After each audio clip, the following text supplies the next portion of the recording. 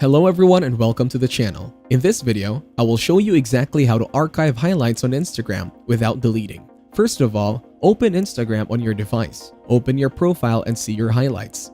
Open them and click on the three dots in the bottom right corner for more. Click on Remove from the highlight.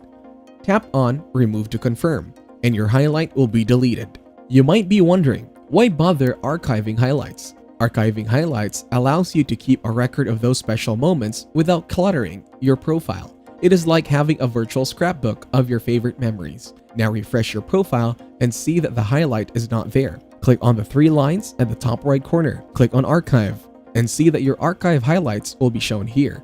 Click on the three dots and tap on Story Archive. All your archived stories have been shown here. That is how you can archive highlights on Instagram without deleting. If you enjoyed this video, like it and share your comments or questions below.